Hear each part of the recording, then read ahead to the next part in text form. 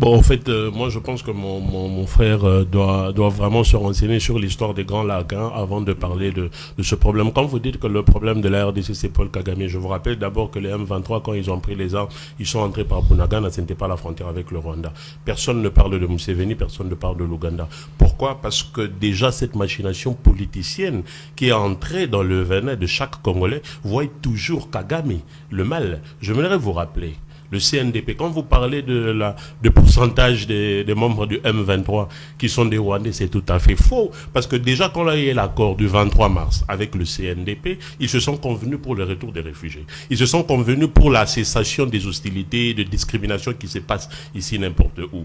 Arrivé en 2012, les membres, parce que ceux-là qui sont dans le M23, ils étaient dans les FRDC. Ils ont créé défection dans les FRDC. Sont des Congolais.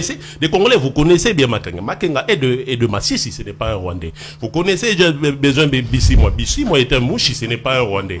Vous connaissez bien Willingoma, qui était même de l'UDPS. Il était à la Fédération du Nord Kivu de l'UDPS, qui est du Congo central. Ce n'est pas un Rwandais. C'est à vous maintenant de me dire quel est le membre du M23 que vous connaissez, qui est Rwandais, vous citez son nom. Parce que moi, je viens de citer le nom. Et je n'aimerais pas qu'on me dise que je prenne part du M23, qui est le Congolais, qui a pris moi personnellement. J'ai quitté Kinshasa, j'ai pris mon avion avec mes propres frères, je suis allé à Goma, je suis allé dans le Rutshuru, je suis allé dans le Massissi, je suis allé de l'autre partout. C'est là-bas que j'ai appris que le chef de l'État avait invité en 2020 le M23 ici. Ils étaient logés ici pendant plus de 10 mois.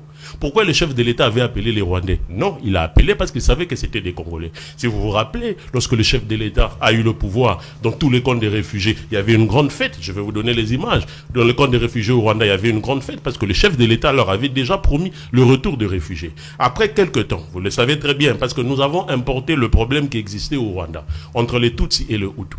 Ça a commencé quand? Parce que déjà en 87, les Tutsis et les Banyamulenge n'ont pas participé aux élections. Kagame n'était pas président de la République. En 1990, lors de la conférence nationale souveraine, les Banyamulenge étaient chassés de la conférence nationale souveraine.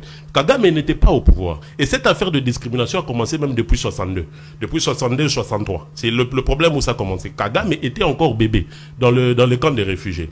Nous continuons. Lorsque l'opération turquoise a eu à apparaître en 1994, les Hutus génocidaires sont entrés avec armes et munitions.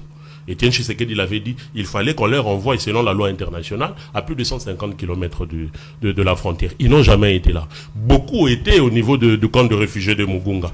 Et avec des armes et munitions, ça considérait déjà comme une menace.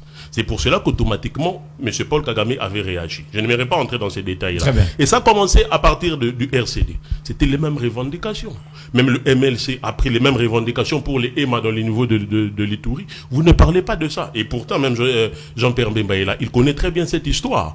M. Vital Kamerhe connaît très bien cette histoire. Les causes profondes de conflit ne se résument qu'à une seule chose. La cessation de la discrimination, la cessation des hostilités et des massacres contre les Tutsis, les Ema, les Banyamulenge, et aujourd'hui nous avons les Teke. Ils sont appelés Gabonais. Personne n'en parle. Moi j'étais allé jusqu'à Kwamount. J'ai vu comment est-ce que les Yaka sont en train de maltraiter les Teke. Vous ne parlez pas de ça. Non, vous ne parlez pas de ça. Mais aujourd'hui je suis très déçu que l'on puisse applaudir pour les Ouazalonde. Moi j'ai vu, ils sont en train de brûler les habitations des frères Tutsis. Aujourd'hui, tout Tutsi n'est pas M23. Tout Tutsi n'est pas Rwandais. Il y a des Tutsis congolais. Mais quand vous voyez une personne avec une morphologie, entre guillemets, Tutsi, vous dites que c'est un Rwandais. Non, il faut faire la part des choses. Très bien. Si les Ouazalendo sont là pour le M23, et nous leur avons donné cette possibilité de se massacrer, ils doivent laisser maintenant la population congolaise, je répète, les Ouazalendo disent, les Tutsis doivent rentrer chez eux. Et j'aimerais rappeler aussi qu'il ne s'agit pas des terres. Les Tutsis ne revendiquent jamais leur terre, car ça leur appartient. Ils sont Congolais de souche. Très bien. Et ils sont Congolais pas par la clémence de qui que ce soit. Ils étaient ici avant que la RDC ne soit appelée RDC Papa. Il faudrait comprendre ces genres de choses et prenons l'unité, la paix et la fraternité. Je pense que c'est à travers ce que l'on va aider. Je dois répondre. Bon, en fait, moi je pense que mon frère doit vraiment se renseigner sur l'histoire des Grands Lacs avant de parler de